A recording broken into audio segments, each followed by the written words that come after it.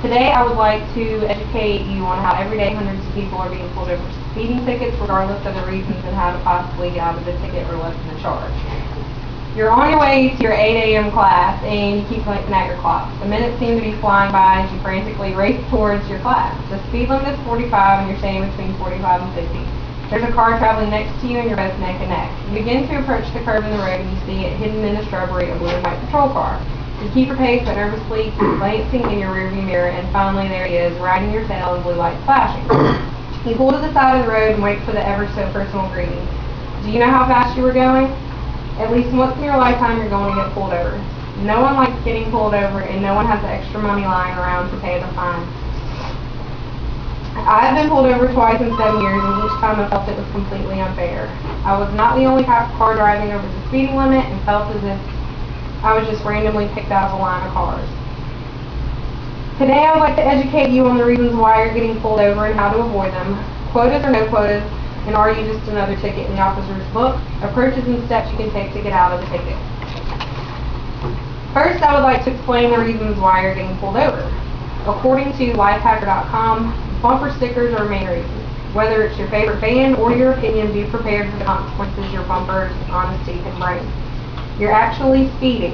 If you have to be somewhere on time and you plan to speed, be a smart speeder. You have to remain alert at all times. Take interstates if possible, and it is always a good idea to invest in a radar detector. And always remember hotspots, where the police like to set up and reduce speed in those areas. Dark window tint.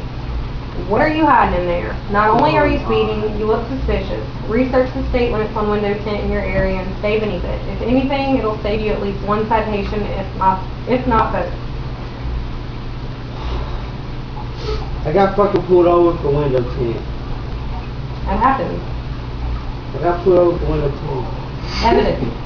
I've given you tips on why you might be getting pulled over more than usual, and ideas on what you could possibly change to reduce getting pulled over. And now I'd like to explain the quota or no quota myth behind tickets. According to AnnArbor.com, in Florida, a Fort Lauderdale police officer has filed a whistleblower lawsuit against the city. The officer alleges that the department has a quota system rewarding officers for making arrests. According to published reports and a recent article in the Miami Herald, Michael Hennessy is seeking back pay and a reinstatement of benefits lost as a result of not reaching his performance standards. Michael Hennessy states it's really making the community less safe because it's taking police officers away from their jobs on patrol. Although many officers and chiefs of police will deny the quota myth, it exists. Officers use many methods, such as to pull over every other white car or blue, whichever they choose, to pulling over a specific amount of races, ages, and genders. Now that I have given you concrete evidence that there's a quota, and it is apparent, there's nothing you can do about it.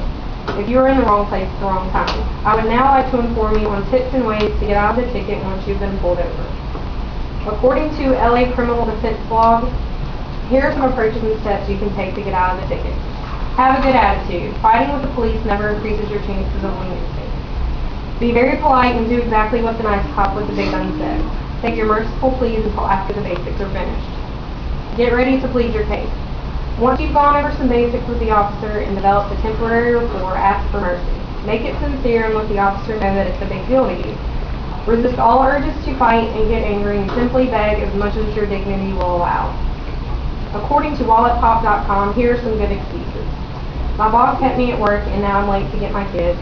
I have ice cream in the back, or even place a bet. I bet $50 you're about to give me a ticket. If the officer has a sense of humor, don't be surprised if you get the response, haha, where's my 50? Everybody poops. Just let the officer know that you really got to go. Leave the scene as a non-memorable person. If the officer didn't let you go on the scene, then you want him to never remember you. Your next steps are in a more legal setting, and the less the officer remembers you, the better. In conclusion, I would like to remind you that my purpose today was to inform my audience on how to avoid getting speeding tickets and getting out of them. Today I talked about reasons you may be getting pulled over, quotas, and ways to get out of the ticket. As I stated earlier, I have been pulled over and each time got out of the ticket. Remembering that we are all humans, the violator and the officer offers a peace of mind when trying to get out of a ticket. More than likely, the officer has been there before, and with the right attitude, your odds of escaping it are higher. I would like to end this with a statement from Stuart Rutledge, a law student from the University of Mississippi. This stuff isn't rocket science. You're just dealing with people and trying to get them to see things your way. You have very little to lose, and it's a fun way to get to participate in your government. I encourage all of you to employ all of these steps in a friendly, civil way. Forget everything you've learned about courtrooms, lawyers, and cops, and just go in there as a human being.